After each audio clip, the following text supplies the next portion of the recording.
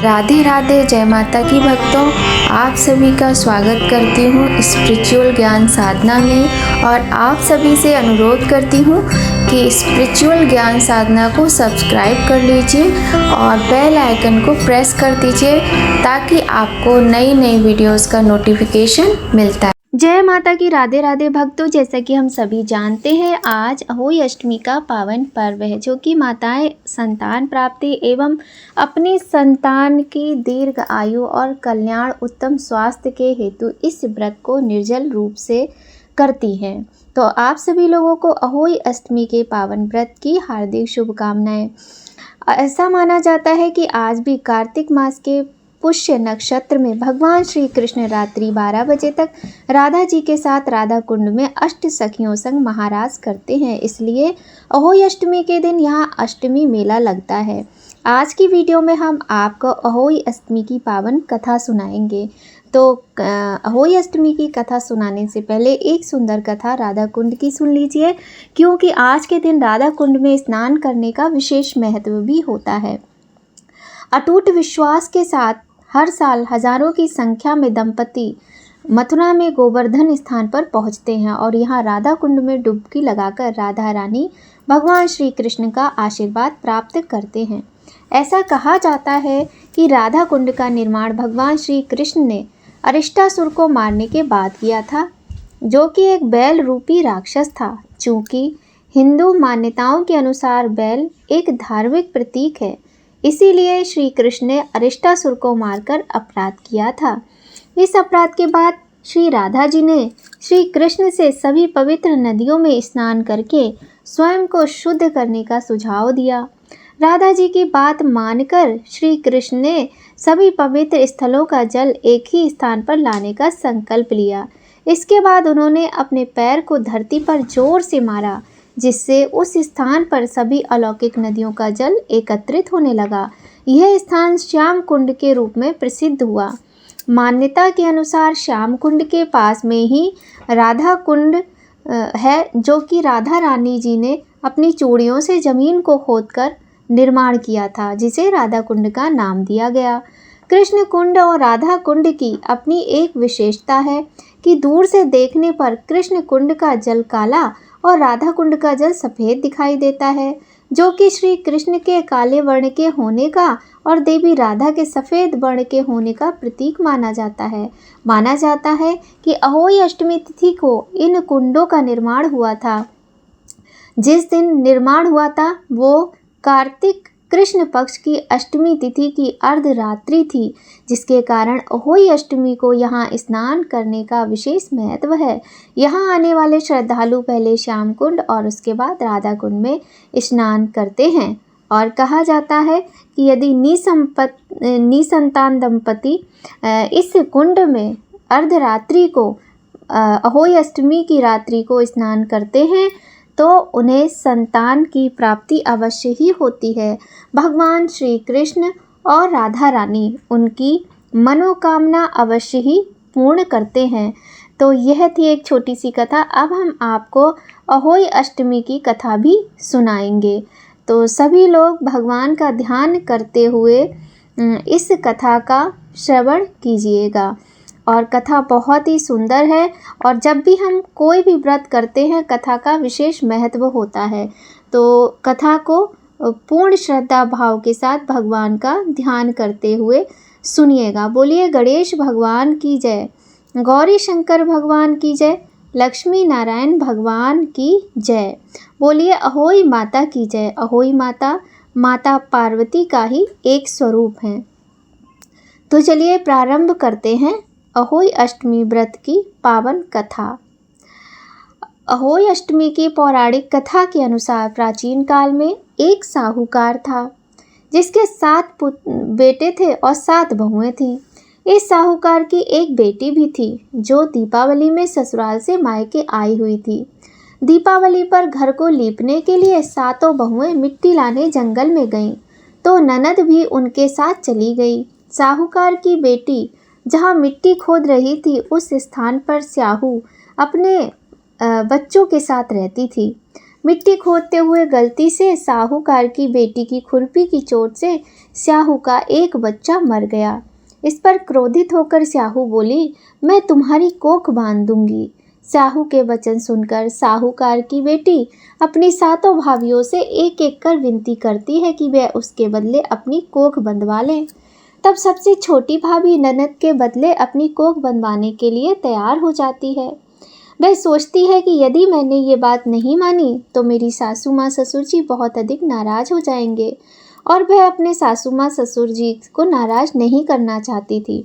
इसके बाद छोटी भाभी के ने अपनी कोख बंधवा ली, पर छोटी भाभी के जो भी बच्चे होते वे 7 दिन बाद मर जाते थे।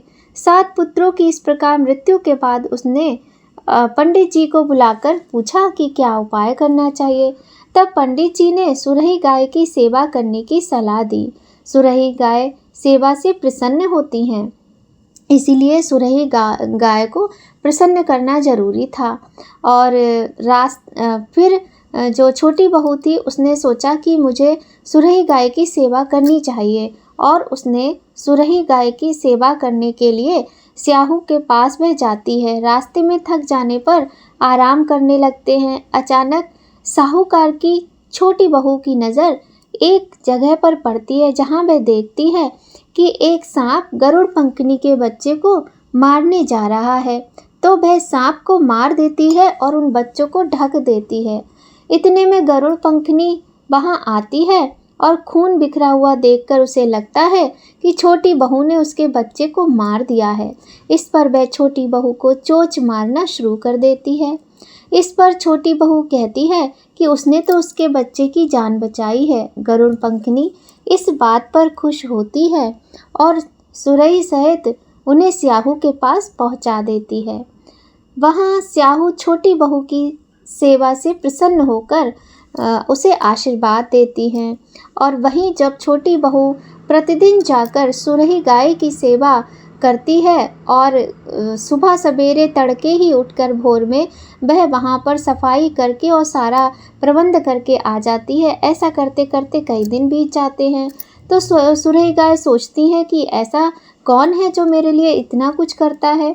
तब एक दिन वह बहू सामने आ जाती है और वह प्रसन्न होकर बहू को आशीर्वाद देती हैं। सुरही और स्याहू के आशीर्वाद से छोटी बहू का घर खुशियों से भर जाता है। वह उसे आशीर्वाद देती हैं और उसकी कोख को खोल देती हैं। उससे कहती हैं, तेरी कोख खोल दी है और तेरे घर में तुझे सब कुछ मिलेगा। तो वह कहती है कि पर बच्चे तो 7 दिन बाद में ही मर जाते थे, तो मुझे ऐसे क्या मिलेगा, और बहुत दुखी होती है, रोती है। तो सुरही गाय और स्याहू माता कहती हैं कि तू घर जाकर तो देख, जब तू घर जाएगी तभी तो तुझे पता चलेगा। तब वह जब घर जाती है तो वहाँ पर वह देखती है कि उसके घर में 7 बहुएं 7 बेटे हैं और बड़ी चहल पहल है, बड़ी रौनक है। तब वह खुशी खुशी अपने घर में रहती है। इसके बाद अहोई अष्टमी का दिन आता है तो उसकी जो 6 जिठानियाँ होती हैं छोटी बहू की, वे कहती हैं जल्दी जल्दी पूजा कर लो, नहीं तो थोड़ी देर में छोटी अपने बच्चों को याद करके रोने लगेगी। तो वो लोग जल्दी जल्दी फिर पूजा का कार्य करती हैं। काफ़ी देर हो जाती है, ऐसे ही दिन बीतता जाता है। तो बहुएं आपस में बातचीत करती हैं कि आज छोटी के रोने की आवाज़ नहीं आई, क्या बात है। तो वह अपने बच्चों को भेजती है देखने के लिए कि बच्चों जाओ चाची के यहाँ देख कर आओ कि चाची क्या कर रही हैं, आज चाची के रोने की आवाज़ नहीं आई। तो बच्चे जाकर देखते हैं तो वह वहाँ पर कढ़ाई पूजन कर रही होती हैं, वहाँ पर उजमन कर रही होती हैं, अहोई माता का पूजन कर रही होती हैं अपनी बहुओं के साथ। तब बच्चे आकर बताते हैं कि वहाँ तो बड़ी रौनक है, वहाँ तो उजमन हो रहा है। तब जो मतलब 6 जिठानियाँ थीं वो वहाँ जाती हैं अपनी देवरानी के और कहती, छोटी तू यहाँ क्या कर रही है, आज तो तू रोई भी नहीं। तब छोटी जो देवरानी होती है सबसे छोटी, वह उन्हें सारी बात बताती है विस्तार से, जो कुछ भी हुआ कि किस प्रकार से उसने अपनी कोख खुलवाई। उसने कहा तुम लोगों ने तो अपनी कोख बंधवाई नहीं थी, मैंने बंधवाई थी, और इस तरीके से पाप से मुक्ति मिली और सुरही गाय और स्याहू माता ने कोख खोल दिया। अब अहोई माता की पूजा होगी। इस प्रकार से वह पूजन करती है और उसकी जेठानी वहाँ से चली जाती हैं और वह खुशी खुशी अपनी सातों बहुओं के साथ में अहोई माता का पूजन करती है। अहोई माता माँ पार्वती का ही एक स्वरूप है। माता की कृपा से उसका घर में फिर से खुशहाली आ जाती है और फिर से उसके घर में बहू बेटों के साथ वह खुशी खुशी रहने लगती है। हे स्याहू माता, जिस प्रकार उस साहूकार की बहू की आपने कोख खोली, उसी प्रकार हम सभी की कोख खोलना। एक कटोरी में गेहूं के दाने या फिर हल्दी या अक्षत लेकर ये कथा सुनी जाती है। कहते सुनते और हुंकारा भरते सभी की संतान की रक्षा करना। स्याहू माता सभी को उत्तम स्वास्थ्य और दीर्घायु वाली संतान प्रदान करना। हे अहोई माता, अपने बच्चों की सदैव रक्षा करना। आज की वीडियो में हमने बहुत ही सुंदर ये कथा सुनी है। अब चलिए हम अहोई माता की आरती कर लेते हैं। अहोई माता की आरती शुरू करने से पहले हम ध्यान करते हैं अहोई माता का। तो चलिए आरती करने से पहले जयकारा लगा लेते हैं। बोलिए गणेश भगवान की जय, अहोई माता की जय। जय ओम जय अहोई माता मैया, जय अहोई माता। तुमको निश दिन सेवत मैया जी को सदा मनावत, हरि विष्णु विधाता। ओम जय अहोई माता। ब्रह्माणी रुद्राणी कमला, तू ही जग माता मैया, तू ही जग माता। सूर्य चंद्रमा ध्यावत, नारद ऋषि गाता। ओम जय अहोई माता। माता रूप निरंजन, सुख संपत्ति दाता मैया, सुख संपत्ति दाता। जो कोई तुमको ध्यावत, नित्य मंगल आता।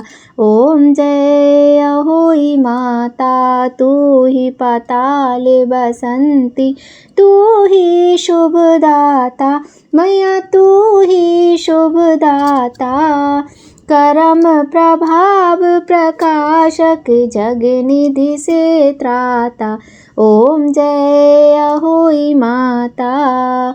जिस घर थारो वासो, वाही में गुण आता मैया, वाही में गुण आता। कर न सके सोई कर ले, मन नहीं घबराता। ओम जय अहोई माता। तुम बिन सुख ना होबे, पुत्र न कोई पाता मैया, पुत्र न कोई पाता। खान पान का वैभव तुम बिन नहीं आता। ओम जय अहोई माता। शुभ गुण सुंदर मंदिर, शीर निधि जाता मैया, शीर निधि जाता। रत्न चतुर्दश तुम बिन कोई नहीं पाता। ओम जय अहोई माता। श्री अहोई माँ की आरती जो कोई गाता मैया, प्रेम सहित गाता। उर उमंग अति उपजे, पाप उतर जाता। ओम जय अहोई माता मैया, जय अहोई माता। बोलिए अहोई माता की जय। आज की वीडियो में बस इतना ही। अगर आपको आज की वीडियो अच्छी लगे तो लाइक ज़रूर करें और चैनल पर यदि पहली बार आए हैं तो चैनल को सब्सक्राइब करें। मिलते हैं नेक्स्ट वीडियो में बहुत जल्द आपसे नई जानकारी, नई कहानी के साथ। जय माता की। राधे राधे।